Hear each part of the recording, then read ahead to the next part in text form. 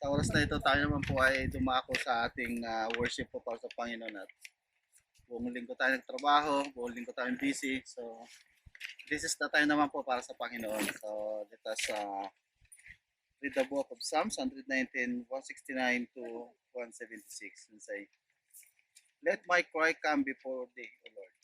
Give me understanding according to thy word. Let my supplication come before thee. Deliver me according to thy word. Let my lips utter praise, for thou dost teach me thy statutes. Let my tongue sing thy words, for all thy commandments and righteousness. Let thy hand be ready to help me, for I have chosen thy precepts. I long for the salvation, O Lord. I thy the Lord my delight. Let my soul live, it may praise thee. And let thy ordinances help me. I have gone astray like a lost sheep. Seek thy servant, for I do not forget thy commandments." Let us pray. O dakilang Diyos, muli kami nagpapasalamat sa oras na ito. Salamat po sa patuloy mong pagpapala sa amin. Salamat po sa bawat buhay, Panginoon, na pinagkaloob po sa amin, sa araw-araw namin. Pamuha sa mundo ito, Panginoon. Salamat at patuloy kayo nariyan at sinasamahan niyo kami, Panginoon Lord God. At sa oras na ito, Panginoon Lord, naway patawarin niyo nga po kayo, Panginoon, sa aming mga pagkukulang, sa aming mga pagkakasala sa inyo, Panginoon. Upang patuloy, Panginoon Lord God, ang iyong mga salita siyang manaig, Panginoon, sa aming mga puso at isipan, Panginoon. Sa oras na ito, Panginoon, ay pagdalangin ang aming gawain na ito hanggang sa mataas, Panginoon. Kayo po ay siyang manguna sa bawat isa sa amin, sa iyong mga salita na aming mapapakinggan na Diyos. Kayo ang siyang kumausap sa bawat isa sa amin, sa iyong mga puso at isipan, Panginoon. Ganoon din po sa aming mga kapatiran na wala pa, O Diyos, na papunta pa lang, O Diyos, naway kayo at siyang mag-ingat sa bawat isa sa kanila. Ganoon din po sa gagamitin mong lingkod, Panginoon Lord God, upang mag-agin yung salita. Naway kayo, O Diyos, ang siyang boses, Panginoon Lord God, sa lahat ng inyong salita, Panginoon. Salamat po, O Diyos, sa lahat na ito at patuloy ang aming dalangin na ingatan niyo po ang bawat isa. Sa ngalan ni Jesus, Amen.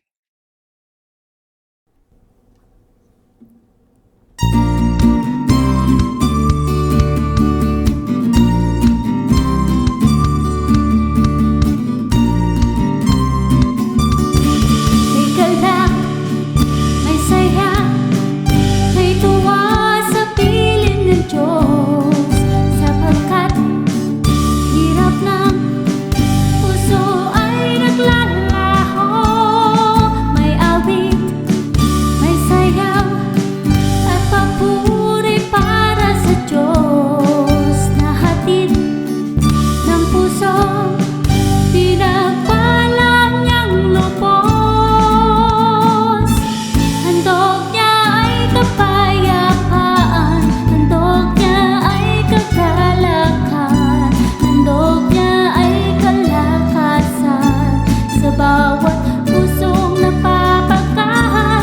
Kaya't ang awit ng papuri, awit ng pasasalamat, at ang awit ng pagsamba ay para lang sa Kanya.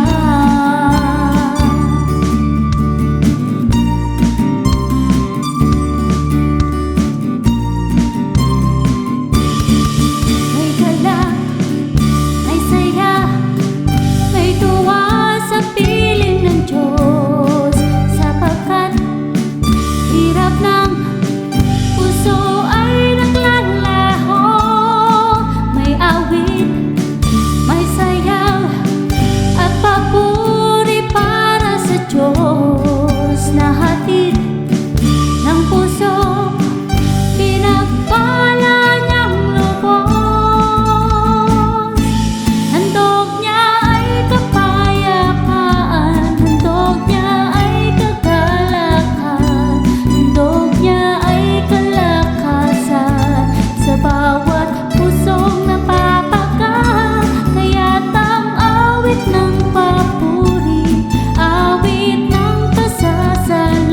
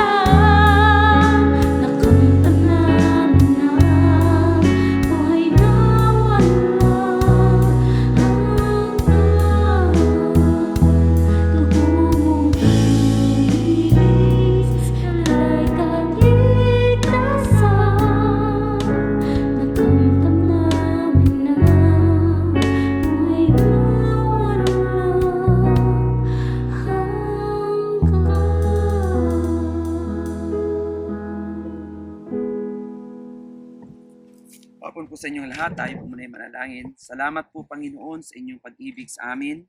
Salamat po, Panginoon, sapagkat ang tunay na kapayapaan ay sa inyo lang po matatamasa.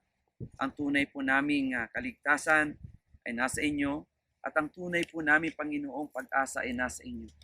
Purihin po, Panginoon, ang inyong pangalan sa mga sandaling ito na kami po ay muli ninyong tinipon para po sa inyong kalwalhatian. Dalangin namin, Ama, ang banal na Espiritu, Panginoon, at siyang patuloy na maggabay at mangunguna, Panginoon, sa lahat ng aming gagawin. Nawa, Panginoon, kayo ang maitaas namin at hindi po ang bawat isa. Sa pangalan ni Jesus, Amen.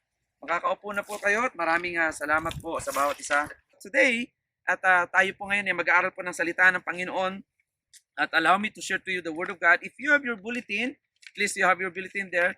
At as you know ngayon mga kapatid, at good thing po, at nandito po tayo nag-aaral po ng kanyang salita. Let's open our Bible sa Galatians. Let's continue po ang ating pong pag-aaral sa Galatians chapter 3. We are now in chapter 3, verses 15 to 25. But this is a part 1 ng ating pong pag-aaralan ngayon because the part of this message will continue sa next Sunday. As you know, wala po tayong tablet po ngayon kasi po, when I opened the tablet this morning, dala ko po from NBC, ayaw na po mag-open ng password. Sabi ko, tama naman ang password ko. Pero ang sabi niyo doon, use your last password. Siguro, I don't know, Ronald, kung ano yung ibig sabihin ng last password na yun. Baka yung kauna-unahang password ko, yung bang hinihingi niya, totoong password naman yung ginagamit ko. Ayaw mo niya mag-open. But it doesn't matter. Because that is part ng, if I couldn't remember everything, then I can go to that part. But I'd like to praise God for this part na binibigyan niya pong strength sa bawat isa sa atin. And this is what we call part ng ating pong pag-aaralan. Anything po na meron po tayo ngayon it's a good thing para maintindihan natin. Now, I'd like to ask you this question. Lahat ba ng pinapractice ng mga churches is biblical? Ha? Hindi lahat. Lahat ba ng pinapractice ng church biblical? Hindi lahat. Hindi lahat. Pero lahat ba ng pinapractice ng church ay totoo, though it's not biblical? Hindi rin lahat. Wala. Yung pag-uupo, pagmamano, nasa Bible ba? Is it wrong? No. No. Right? Hindi mali. Now, may mga bagay sa church na kinakailangan natin maintindihan. There are some essential practices and beliefs that whether we like it or not, we need to follow the biblical standard. Katulad ng pagpapalda. Right? At saka pagpapantalon sa babae. Is it wrong or right kapag nasa church? Halimbawa, pag pupunta ako sa church, dapat nakapalda ako. No, I'm talking about babae. Biblical ba? Hindi. Depende sa pastor niya. Oh, depende rin sa pastor. Sabi dito, depende sa pastor. Now, you cannot find that in the Bible when it comes to wearing pagpupunta ka sa church. Now, sa ibang mga nation, sa ibang bansa, ginagamit nila nakapalda. Magpalda ka dito pag winter. You see what I'm saying? Thank you, mga kapatid. Now, sa Biblia, may nakalagay, actually nga, kung makikita nyo dito, there's something that we need to understand about this part. Kung ang lahat ay nakapalda, now, maliligo ka ba sa swimming pool na nakapalda? Pwede rin naman. Oh, ka-short. Kasi, dapat meron tayong maiintindihan sa ganon. Now, bakit yung mga, pagpupunta ka sa yung mga Polish, di ba nakapalda sila? Oh, yung mga Christian doon, nakapalda din. Ibig sabihin, mali sila. Nakikita nyo po? Now, may mga bagay na dapat natin tingnan. Biblical, dapat nating parisan. May mga bagay naman na non-essential things, but it's not wrong, then we need to do it. Ano yung mga non-essential things? When it comes to music, example sa music, ako, I don't care about my drums, so wala, as long as tama ang music. I mean, ang lyrics. Walang problema doon. Pero yung iba dyan nga, I've been in a solemn group. Alam niyo yung solemn group? Ano bang tawag yan? Yung, basta solemn. Hymnals. O yung conservative na hymnals lang talaga. Na dapat ang mga babae nakapalda pagdating doon, tutugtog ang organ. Ton, ton, taran. Parang example lang yun, ha? Graduation na, no? O, kasal na. Now, I've been there. But when I keep on studying the Word of God, I realize, napaka-conservative nito. Mali naman ang theological lyrics. Mali ang theology ng tawag dito, ng kinakanta. O, yung may mga ganung bagay, na, kasi, sabi ko nga sa inyo, depende. Ngayon, dito, ganun din na nangyari. Porke ba, matagal nyo nang pinapractice, tama? Porke ba ngayon lang pinapractice, mali? Have you asked that question? Oh, mali yan ngayon. Hindi ganyan ang aming nakasanayan. Hindi ganyan ang aming kinalakihan. Is it wrong? Well, that is the issue of the Judaizers and the Israelites regarding their attack to Apostle Paul. Nakukuha niyo po? Now, hindi, parang, ay, yan kasi ang practice namin. Ang tagal na ng church, na-build yan noong 1969. Na-build, so, ganyan na kami. I think that's right. Eh ngayon, naglagay ka ng panibagong idea. No, that's wrong. Well, I don't care if it's wrong, it's old or new. It doesn't matter. As long as it is biblical. Yun naman po ang aking way of philosophy when it comes to the ministry. Kasi bago to o luma, wala po tayo doon. Ang tanong, is it biblical? Diba ang tanong, is it biblical? Kaya nga sabi ko sa inyo, I still remember the one when I preached this during the time of anniversary last year. Alam nyo ba na ang paggamit ng organ? No, is that organ? No, piano. Because organ in the Bible, there is organ in the Bible but there is no piano. Ang paggamit po ng piano sa Biblia po, during the 4th century, pag gumamit ka niyan, ibig sabihin kabaret ang yung church. Do you know what's kabaret? Beer house. So noong 4th century, 5th century, yung mga ganong part, pag gumamit ka ng piano, anong klaseng church yan? Ano yan? Club? Bakit? Kasi hindi sila gumagamit noon ng piano sa church.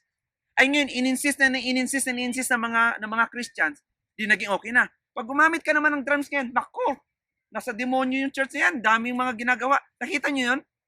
Now, if you don't have any idea what's the background of every instrument, ang mangyayari sa'yo, oo ka na lang na oo, o kaya naman magtatanggi ka na, dito dapat lang kami ganito kasi solim kami. How do you know that the solim is biblical? And how do you know that having drums and guitars is not biblical?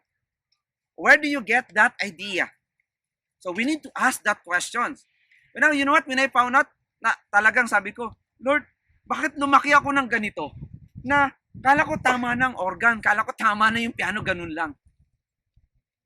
Yun pala, it's not about that. It's all about the lyrics of the music. Ang issue. Now, sa Judaizers, sabi niyo, Pastor, ang haba na introduction niyo. Mahaba po, kaya nga may part 1 at part 2 eh. Ito, yung part 1. Sa Judaizers, ganun ang nangyari. Kasi ang kanilang kinalakihan sa Old Testament ay ang pagsunod sa kautusan ni Moses, so they need to follow what's the old fashion was. Yun ang kinakailangan nilang maintindihan. Yung tinatawag na old fashion. So what is the old fashion? Ano po yung old fashion? You need to believe to the Lord Jesus Christ and at the same time, you need to follow the law of Moses in order for you to be saved. Yan ang old fashion. Ay hindi ganyan ang tinuro ni Apostle Pablo na natutunan niya kay Jesus Christ. And what the Bible says, you need to understand what's the true meaning and what's the true identity of being follower of the Lord Jesus Christ. So kaya ngayon sa ating pong pag-aaral ay tingnan niyo po yung inyo pong mga bulletin, God's irrevocable covenant. Paborito ko pong gamitin yung word na irrevocable po. Kasi you know why? Bakit ko po sinabing irrevocable? Ito po ang unang word na ginamit ko when I resigned to the church. Sabi ko, ang haba ng letter ko nung time na yon. I still remember the first time I resigned in the church where I am pastoring in Manila. This is what I said at the last part. My resignation is irrevocable. Siyempre, talagang, pero tatlo kaming pastor doon. Kaya, at ang sabi ng mga members, Pastor, why? And almost mag-divide po ang church. They want to follow kung saan ako nandoon. Sabi ko, no, you stay here. So, I was teaching the grade 6, kasi may school po, we established the church na may high school. Teaching the grade 6, grade 4, and grade 5 in a guidance counselor. At the same time, assistant pastor. I left that one. And then I go and enter to GCF. That was the next part ng time na yon. And then after the GCF, I went here. Ito na po yun, sumunod na nun. Yan na yung mga church na pinanggalingan ko. So a good thing, by the way, that is in Las Piñas Baptist Church. If you've been there, so makikita nyo po yun. And a good thing po dito, makikita nyo, no? What do you mean by God's irrevocable covenant? Pag sinabi mo pong irrevocable, you cannot change. Right? You cannot demand that you need to change that. So, what is the covenant of God na sinasabi natin?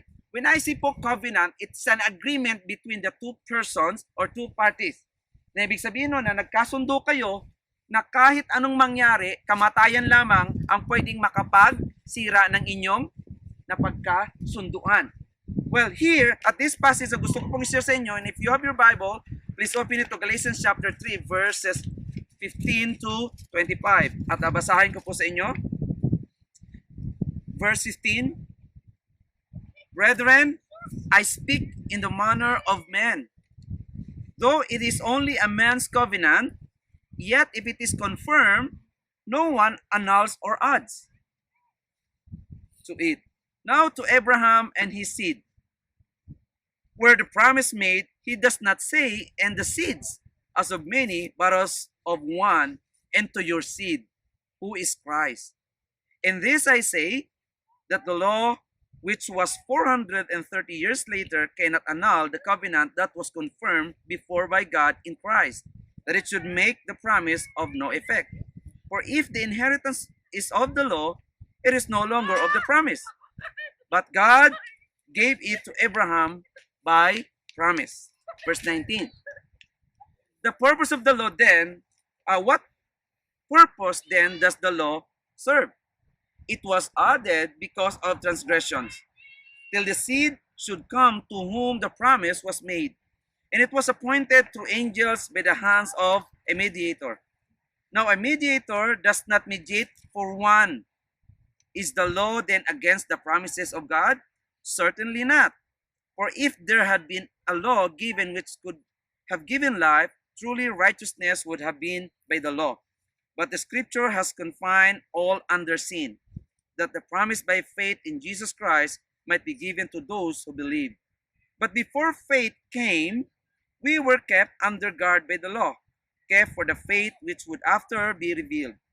Therefore, the law was our tutor to bring us to Christ, that we might be justified by faith. But after faith has come, we are no longer under a tutor.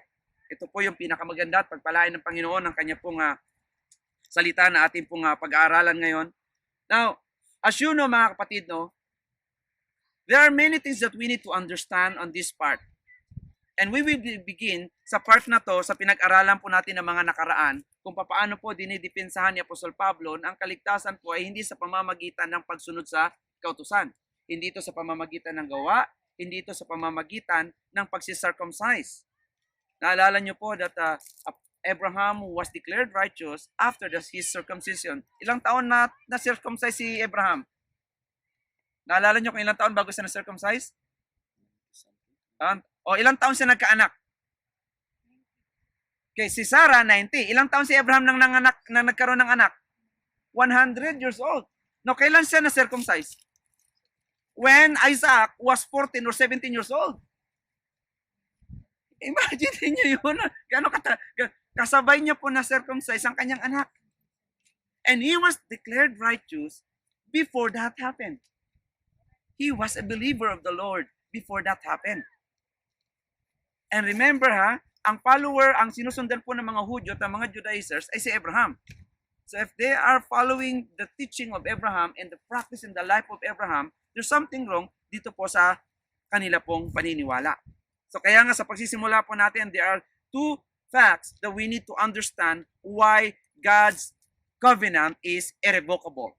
Number one, let's begin this part, the beginning of God's covenant. When that is happened, sabi niya dito sa verse, sa part na yan, if you tinan niyo po sa Galatians chapter 3 verse 15. Brethren, I speak in the manner of men, though it is only a man's covenant, yet if it is confirmed, no one annuls or adds to it. Now, when is the beginning of God's covenant to Abraham? Nagsimula po to sa Genesis chapter 12, especially in verse 4. Pag tinignan niyo po doon, God made a covenant with Abraham during the time. And part of the covenant sa Middle East, mga kapatid, sa kanila pong practices during the time, just like what I've said to you, ang covenant po sa kanila, kung ikay medyo mayaman ng konti, kukuha ka ng baka. Anong gagawin mo sa baka? Lalagariin mo yan, ikakat mo sa gitna, at kayong dalawa, halimbawa kami ni Brother Ronald dito, nagkaroon kami ng kasunduan, na kamatayan lamang ang makakapaghiwalay sa aming pagsasamahan bilang mag-asawa, magkakaibigan. Example lang, anong gagawin po doon? Mayroon pong, ang gagawin ni Brother Ronald, magdadala siya ng bakang isa. Isasabit na yan dyan. Example, kakat niya sa gitna. Pagkakat niya sa gitna, dadaan kaming dalawa doon.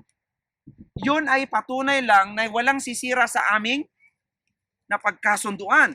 Halimbawa, kung kami mahirap ng konti lang, ay di ang gagawin namin, tupaw, kambing. Hahatiin namin sa gitna, nakasabit yan, at sasabihin ko kay Brother Ron, alika, daan na tayo. Anong gagawin?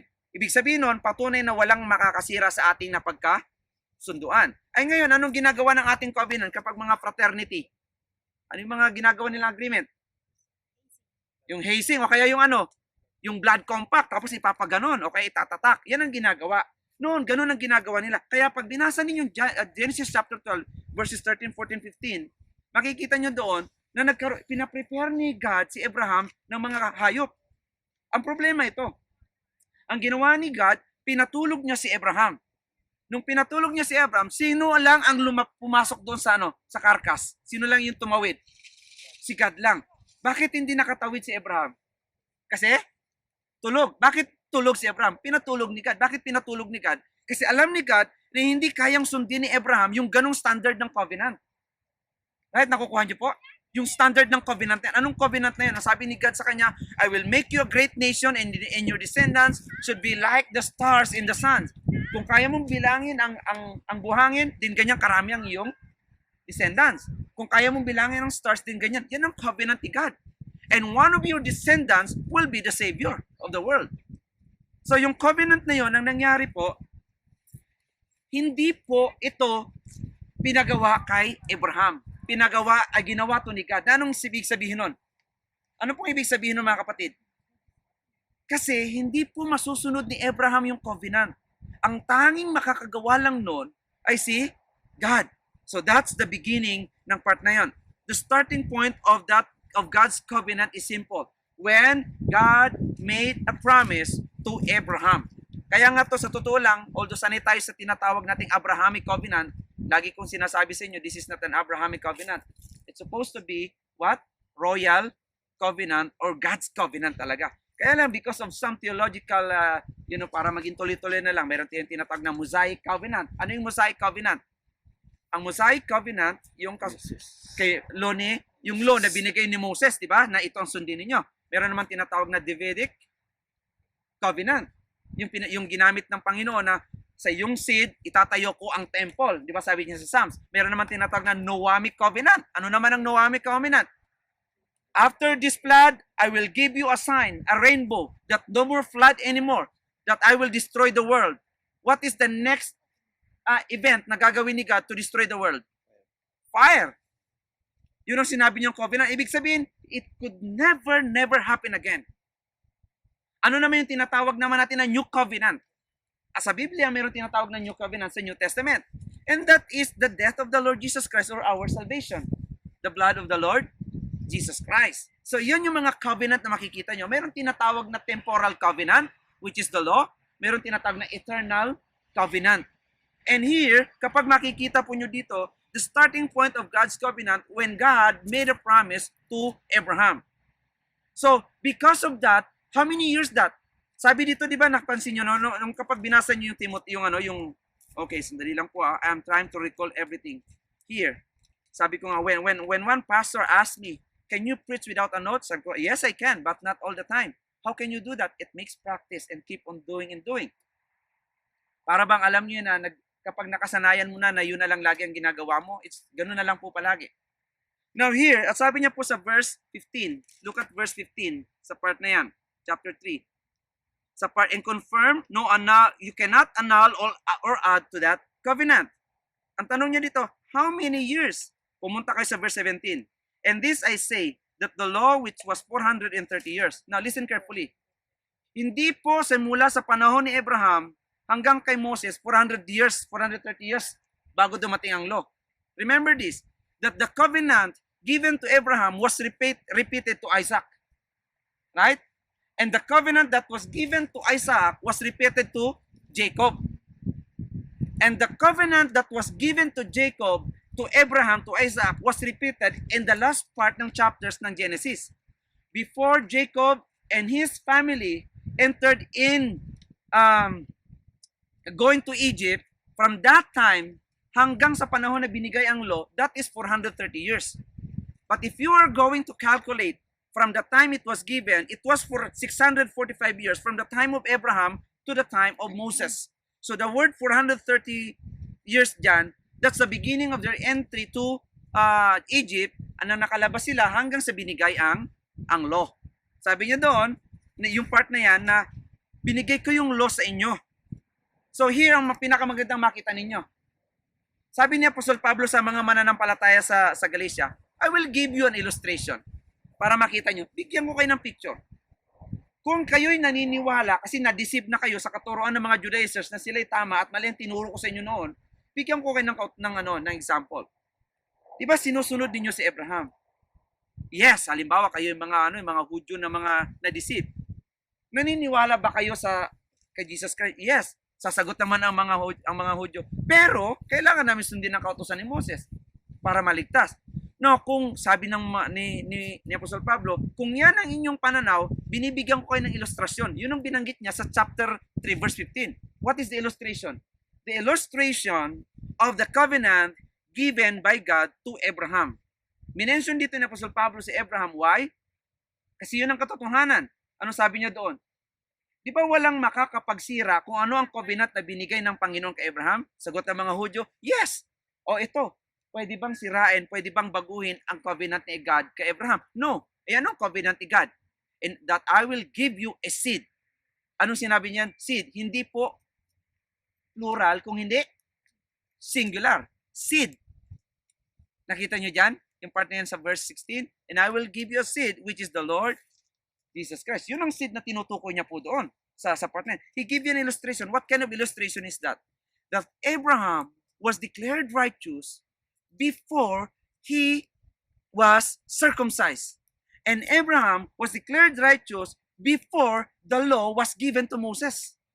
Now, if you are going to follow the law of Moses, why God, Abraham declared righteous? Bakit diniklalang righteous si Deborah, si Ruth, si David? Ay sila wala pa naman kautusan noon. Oh no, not David, but rather Noah. Right? Ito yung mga taong bakit sila naligtas before the law. Ang tanong, dito ngayon, ano ang kinalaman ng law sa New Testament at saka sa Old Testament sa ating buhay pananampalataya? Tanong ko lang, mali ba ang sumunod sa law? Ha? Mali bang sumunod sa law? Hindi. Ay bakit nilagay ang law sa Bible? Yan yung mga bagay na tinatanong dito. Kaya sabi dito ni Apostol Pablo, bigyan ko kayo ng illustration for you to understand what is the covenant of God. Nang ibig sabihin po nun, simula pa sa umpisa bago lalangin ang mundo, hanggang sa panahong ito, hindi pwedeng baguhin ang kaligtasan. Marami po mga nagtuturo ngayon nang sabi nila, ang paraan daw ng kaligtasan sa Old Testament ay iba sa paraan ng kaligtasan sa New Testament. Hindi po magkaiba. Kung magkaiba yan, dapat magkaiba rin ang Diyos ng Old Testament at saka New. Paulit-ulit po ba ang Panginoon natin? Hindi. Ang ganda nga na sinabi ni Brother Ronald, kung kayo nakinig sa prayer meeting, that's a good thing. Ha? Hindi nagbabago ang knowledge ni God. Noon pa man, hindi mo pwedeng diktahan si God, di ba? The knowledge of God is perfect. Everything is there. Kaya lang talaga minsan parang dumarating na grabe yung, darating sa point ng buhay ninyo na talaga bang parang yung utak mo kung talagang you are serious in your study, talagang parang magbublo na anong nangyari? Bakit ganito? Well, the end, pag dumating sa inyo yan, ito na po dapat ninyong gawin. Accept what God has been said. Instead na makipag-argue ka sa Panginoon, accept what God has been said in the Bible. You cannot argue with God. When the Bible says it, He said that. Hindi natin pwedeng makipag-argue po doon sa salita ng Panginoon. People today, a lot of people today, ngayon po sa panahon natin, it seems that there are churches na nagsasabing sila ay nananampalataya sa Panginoon. Right? Marami nagsasabi doon, hindi, pare-parehas tayo ng pananampalataya. But if you're going to trace and study what their practices are, makikita nyo, hindi pala to by faith. Faith plus work pala to. Bigyan ko kayo ng sample. Alam nyo ba yung mga churches na mga faith plus works ngayon? Those people who are keep on obeying the law and the same time ay talagang matindi ang pananampalataya sa Diyos. Now, sinabi ko bang bawal mag-obey sa law? Hindi. But be careful sa sinusunod mong klase ng law. Meron kasing tinatawag na ceremonial law, meron kasi naman tinatawag na moral law. ethical law, meron tayong tinatawag na klase ng religious, yung ano ba yun, yung state na law, iba-iba ng law. Baka naman lahat sinusunod mo sa Biblia na if you are going to obey that at the same time para sa iyong religious organization, be careful. Baka nagiging kasama na yan sa tinatawag nating faith plus work. Yun yung babantayan natin. Now, there are many things that God required in the Bible when it comes to law, and that is the moral law. Pero pagdating sa ceremonial law, you are not required to follow that. Ano yung mga ceremonial law? Magkatay ka ng baka, tapos ilagay mo sa temple. May temple ba tayo? Diba? Magkakatay ka ng kambing, tapos ilalagay mo at magpapauso ka doon yung tinatawag nilang census. So, yun ang mga ceremonial law. But still in the Bible. Well, not all in the Bible ay dapat nating sundin. But be careful kasi may mga hangganan sila. And that is the argument of Apostle Paul. Yes, it is in the Bible. But are you going to follow that as part of your salvation? No. Diba? Sa Biblia, marami pagdating sa pagkain, di ba? Marami kayong makikitang bawal ito, bawal ito, bawal ito. Maraming part din yun. Now, sa part naman ng health, issue yun. May mga itinuturo doon. But there's no such thing na may kinalaman yan sa kaligtasan natin. Yan po yung gusto niyo makita dito. And here's the thing. Kasi, ako mga kapatid, inilalagay ko yung sitwasyon doon sa kanilang pinag-uusapan. Nahihirapan po silang maintindihan yung sinasabi ng Apostol Pablo kasi nalinlang na sila. Alam niyo ba yung kapag ikay na-deceive? Alam niyo ba yung paano ka na-deceive? Ano yun? Bigyan ko kayo ng sample kung paano ang isang tao na-deceive. Naniniwala ka na sa kanyang sinasabi pero hindi mo pa alam kung ano yung panig ng kabila. Nasubukan niyo bang magalit sa isang tao na wala naman siyang ginagawang masama sa'yo? Kaya tanungin ko kayo mga kapatid, nasubukan nyo na bang magalit sa isang tao? Galit ka sa kanya, pero wala naman siyang ginagawang masama sa'yo. Hindi ka nga niya sinabihan ng masakit, hindi ka naman niya sinabihan ng kahit ano, hindi ka nga sinaktan physically, pero ba't ka galit sa kanya? Have you experienced that? And that is part of being deceived. Nakukuha nyo pa bang ibig sabihin? Bakit ka nagagalit sa kanya? Kasi may sinabi, yung kaibigan ko, may sinabi yung ganito. Have you tried to talk to that person yung nagalit na galit ka? Kausapin mo muna. Baka naman ay na-deceive ka lang sa mga sabi-sabi. Yun ang nangyari dito kay si Pablo galit na galit. Anong sabi niya? You foolish Galatians. Chapter 3 verse 1. Sa Tagalog po, mga hangal kayo. Hindi dahil wala kayong alam, kung hindi nyo pinapractice yung tama. Yun yung ibig niya sabihin ng foolish doon. Diba kasi ang word na foolish, mangmang? At ang mangmang is walang alam, hindi yun matalino yung mga Galatian believers. Hindi lang nila pinapractice yung alam nila, kaya sila sinabihang foolish. O, tanong ko sa inyo, ngayon balikan natin, meron ba kayong kagalit na tao na wala namang ginagawang masama sa inyo? Meron ba kayong galit na tao ngayon? Tanong, bakit ka nagagalit?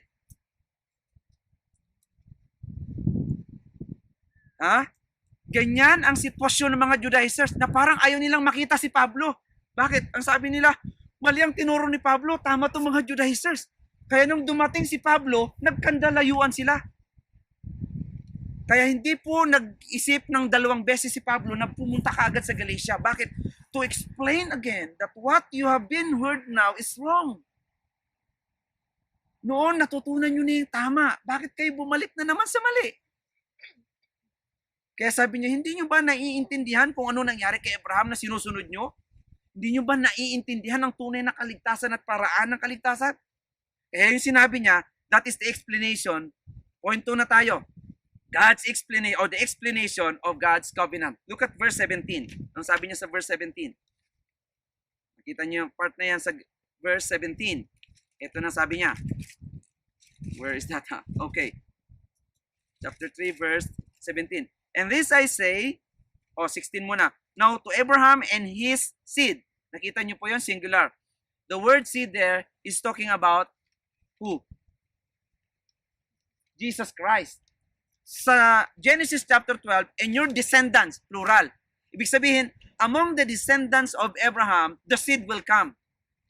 Pag binasa po nyo yung Matthew chapter 1, by the way, sa Matthew chapter 1 sa ating New Testament, makikita nyo, Doon sa chapter 1, verses 1 and 2, sabi niya, and Abraham, di ba, bigat Isaac, Isaac bigat Jacob, and Jacob bigat, anong bigat sa Tagalog? Bigat yung Anak-anak. the son or the son, parang mga ganon. Yung mga sinundan niya, and Jacob bigat Judah, and Judah, point na yun kay Jesus Christ.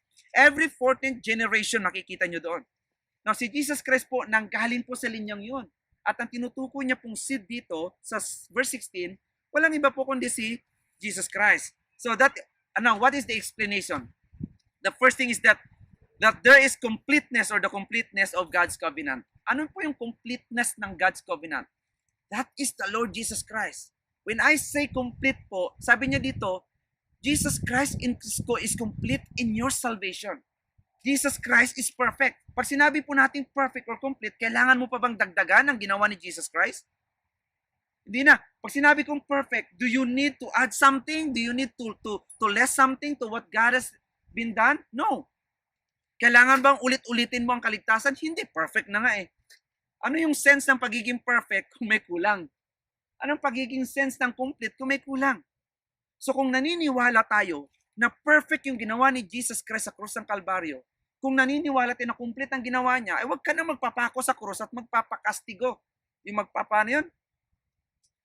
Yung tuwing may parada tapos hahampasin ang likod mo bago ipapako ko sa krus. Kung complete ang kaligtasan natin, sa makatuwid, hindi nawawala ang salvation. Complete na nga eh, perfect eh. Unless ikaw ang gumawa ng salvation mo, ay talagang paulit-ulit ang salvation mo. Your salvation cannot be lost because it is the Lord Jesus Christ who made it. And that person is perfect, so his work is perfect, including your salvation. But if you believe that you are the one who, you have the part in your salvation, ay talagang sasabihin mo, pawala-wala nga ang salvation. Ito po yung finished work ni Jesus Christ. This is part of the finished work of the Lord Jesus Christ. That the seed na tinutukoy niya po si Jesus Christ. Apostle Paul wants to defend this part. Yung kaligtasan natin mga kapatid, perfect and complete. Because the plan of God is perfect. There's no such thing as imperfect in His plan. Amen? Even your life today is God's perfect plan. Your husband is God's perfect plan to you. Kahit na ayaw mo. Your wife is God's perfect plan to you. Kahit na naiinis ka. Pagtyagaan mo na lang, ika nga, sabi nga ng isang pastor. Pati mga anak mo, lahat. Ay, sabi nga, alam niyo, kung pwede lang isa uli, pastor, eh, wala kang magagawa. Kasi sabi niya lang nga, walang annulment eh. Eh, di ba, verse 15? You cannot annul or take it away what God has been planned. Oh, annul divorce pa. Gusto mo, dagdagan pa natin. Oh, wala nga eh. Buti pa nga yung Katoliko, naniniwala, di ba, anong sabi ng mga Katoliko, Brother Ronald? Ang pinagsama ng Diyos. Walang sino man ang makakapag. Buti pa nga Katoliko, pero mga Christian naniniwala sa divorce eh. There is no such thing as divorce in the Bible, mga kapatid. Oh, pastor, pakitaan ko kayo ng divorce dyan. Merong word na divorce. Pero hindi ko sinasabing i-practice dapat ang Kristiyano ang divorce. But because you cannot find that. There are some theologians, I disagree with this. Sabi di ba sa Biblia, nakalagay doon sa Matthew chapter, is that Matthew chapter 18 or 19? Pwede ka lang daw mag-divorce kapag nagkasala ang isa or ang isa sa inyo. O, adultery sinasabi niya doon. Alam niyo bang ibig sabihin nung sinabi yun ni Jesus Christ? Pwede ka lang mag-divorce kung nagkasala ng adultery? Simple as that. If you look at the background of that passage, ang sinabi niya doon sa Biblia sa Old Testament, kapag nag-commit ng adultery, kamatayan. E paano ka pa makakapag-divorce kung patay ka na? Ano ibig niya sabihin doon? Ang ibig niya sabihin doon, nung sinabi niya yun, kamatayan lamang ang pwedeng makapaghiwalay. Pero ina-apply ng mga theologians in even churches sa pwede raw mag-divorce. No, hindi. Sabi sa Biblia, very clear in the book of Deuteronomy, when you commit that, you will be dead together with your mate. Paano ka makakapag-divorce? Eh kung ang parusa ron ng ginawa mo yan, kamatayan. Talaga. Kaya nga kamatayan lang ang pwedeng makagawa nun kasi nga kamatayan ang kapalit talaga. Some people cannot understand that because they are trying to impose their own. Pastor, hindi na nga ako masaya eh. Nahihirapan na ako. Maghiwalay kayo, huwag ka na lang mag-asawa. Ganun na lang. Ganun lang kasimple yun. Pero kung mag-aasawa ka pa, you commit another sin. Nakukuha niyo po ang ibig ko sabihin? Maghiwalay kayo, hiwalay lang. Separate kayo ng bahay, huwag na mag-asawa. Nakuha niyo po ang ibig ko sabihin, mga kapatid?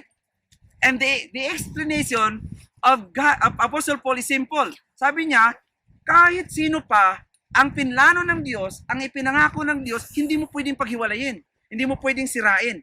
Ay ang tanong, sabi ng mga Hudyo, ano bang pinlano ng Diyos? Ano bang kanyang covenant? Na si Jesus Christ lang ang tagapagligtas at hindi ang kautusan. Nakukuha niyo po? Yan ang pangako niya kay Abraham. Na hindi maintindihan po ng mga Hudyo. Another thing here, what is the truthfulness, not only the completeness of the covenant, but also the truthfulness of God's covenant. Look at verse 17. And this I say, that the law which was 430 years later cannot annul the covenant that was confirmed before by God in Christ Jesus. Kita nyo yun? Kailan daw nagawa ang covenant? When was the promise made for our salvation or for the covenant with Abraham? That righteousness does not come from obeying the law. Kailan? 430 years. Now, do not be careful on that, ha? Medyo kulang kasi ang pagkakasabi po sa Bible. Pag hindi nyo naklaro, parang maniniwala kayo from the time of Abraham until the time of the law, it's just like 430 years. No, that's wrong. It's not 430 years from the time of Abraham. Yung sinasabi niya lang dyan, kasi inulit po kay Jacob yung kanyang covenant na ginawa niya kay Abraham when Jacob entered into Egypt, beginning that time until the time when God gave the covenant to Moses, that is 430 years. Nung nakalabas sila sa Egypt. Kasi nung nakalabas sila sa Egypt, papunta ng Sinai, nag-travel sila, they stayed 3 months in Mount Sinai. So maliit lang yon. Ang tinutukoy niya po dyan, yung covenant na yan kasi, isang package yan. Abraham, Isaac, and Jacob, that is one package. So from the time of Abraham, literally, until the time of God's covenant to Moses, yung law, that is 645 years. Not 430. 430 when they entered Egypt, then going out from Egypt. Kaya sa 430. So, ano ibig sabihin ko ng the trustworthiness or the seriousness of that covenant? Why serious? Bakit? Because even the law cannot destroy the covenant of God.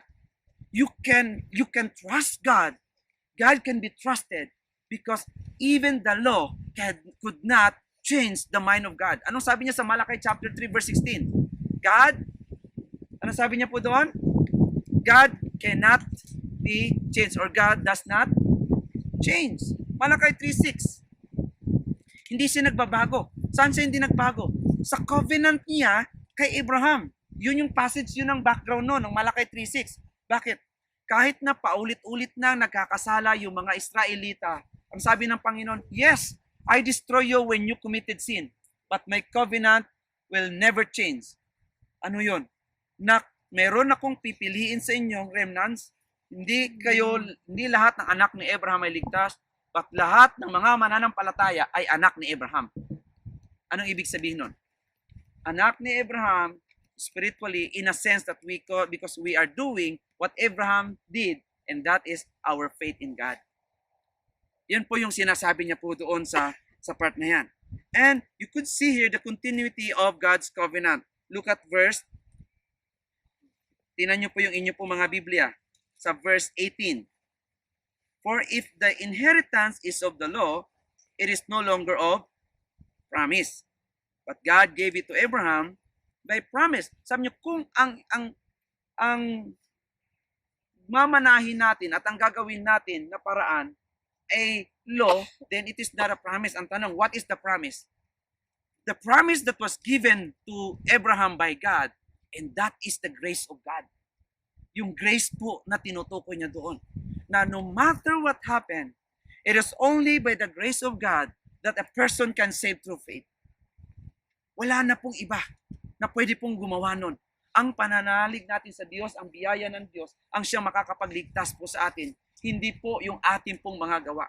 Kaya ang tanong natin po dito ngayon, sa part na to, then, if the law cannot save a person, what is the purpose of the law? Bakit pa kailangang ilagay sa Bible kung hindi naman nakakapagligtas? Right? Did Christ fulfill the law? Did Christ disobey the law? Yan po yung mga katanungan. If the law cannot save a person, then what is the purpose of the law in the New Testament? And even in the Old Testament? Bakit may law? Anong silbi ng law? I'm telling you mga kapatid, imagine a city without a law. Ha? Imagine nyo po ang isang city na walang law. What will happen? Ha? Chaos, gulo. Magulo. So imagine ninyo ang buhay Kristiyano na walang batas. Walang law ng Biblia. Ano mangyayari? Do you know what is right and what is wrong? Hindi nyo malalaman. Parang sa ano lang yan. Parang dito lang yan sa atin. Paano mo malalaman na ikay nagkasala sa batas? Nag-disobey ka sa law.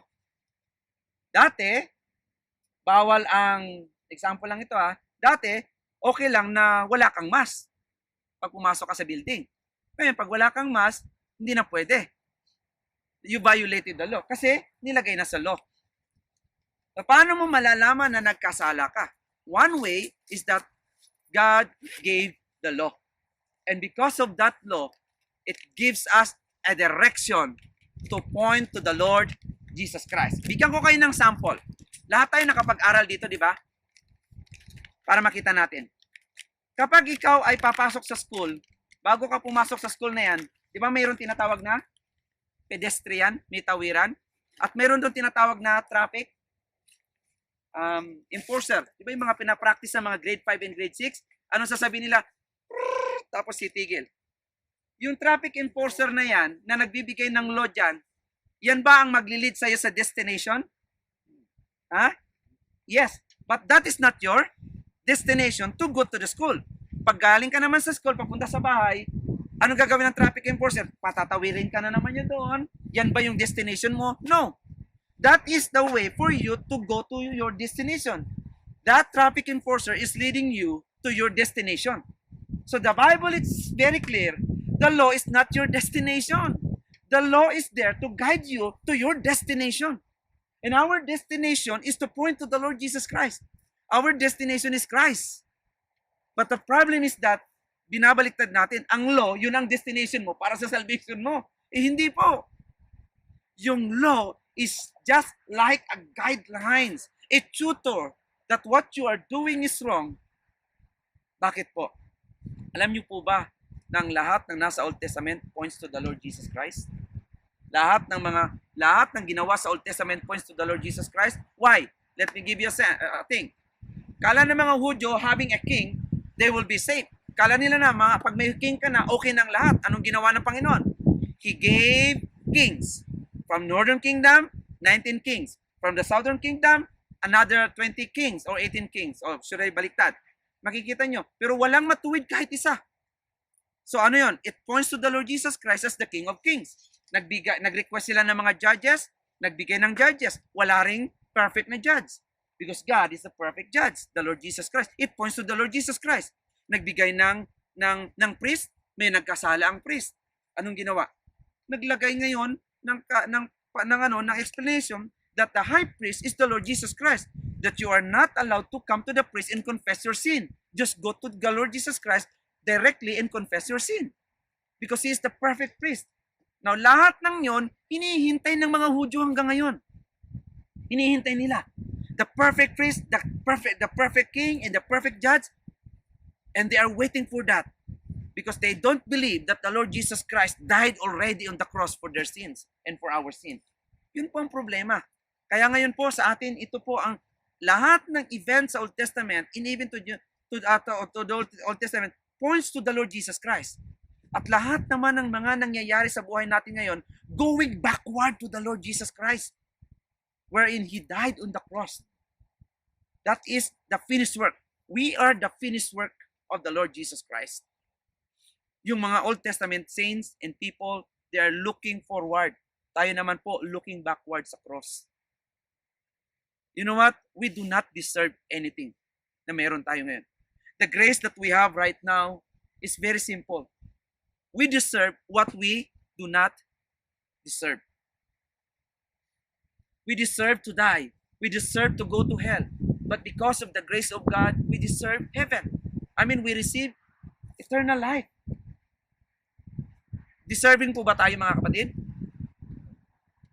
Alam niyo to si Ramsey, nakapakinig ako sa kanya eh. Si Ramsey ba to? Pag tinatanong siya, hello, how are you? Anong sasabihin niya? More than I deserve. Or it's better than I deserve. Ang tanong ko, ano bang deserving na dapat makuha mo? Sabi niya, more than I deserve. What are you deserving? Ha? Ano bang deserving na dapat mo makuha?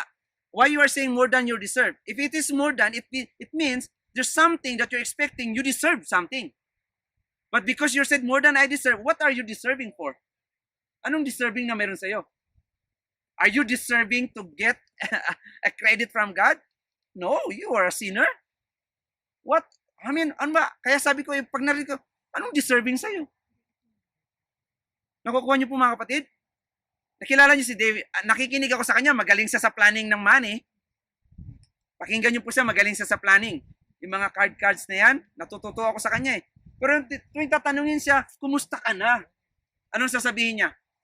More than I deserve. Ang tanong ko, deserving ka ba talaga? Are you deserving? Ano yung mga deserving na sinasabi mo na more than?